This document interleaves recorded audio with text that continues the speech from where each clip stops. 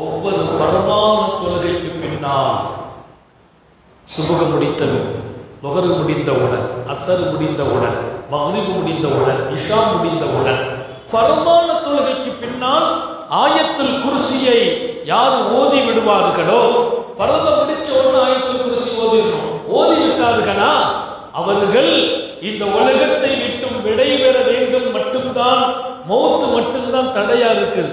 எப்ப மௌத்தாயிடுவார்களோ அவங்க நேர சொர்க்கம் போயிடுவாங்க. என் மறுமையின் சொர்க்கத்திற்கும் ஆயத்துல் குர்சி ஒரு பெரிய அபார சக்தி என்கிறார்கள். சொர்க்கத்துக்கு போறதுக்கு தடை எது? மௌத்து மட்டும்தான். மௌத்தான சொர்க்கம். 5 வேளை பரதுக்கு பின்னாலும் ஆயத்துல் குர்சியை ஓதுங்கள். எனவே ஒரு பாக்கியம் நிறைந்த வசனம். சய்யிதா சய்யிதா ஆயாத்தில் குர்ஆன், குர்ஆனின் ஆயத்துகளுக்கெல்லாம் தலைமை பீடம் என்கிறார்கள்.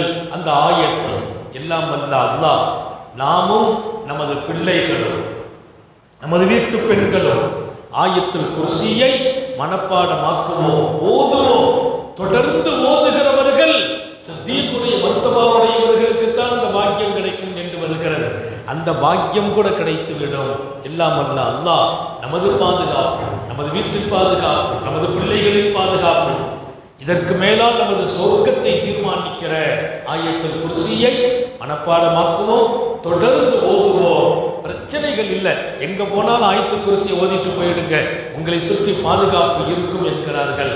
அல்லாஹ் அப்படிப்பட்ட பரக்கத்தான அந்த ஆயத்தை ஓதுவதற்கும் வாழ்வதற்கும் அதை கொண்டு பாதுகாப்பு தேடுவதற்கும் பாதுகாப்பு கிடைப்பதற்கும் அல்லாஹ் பேரருள் புரிவானாக.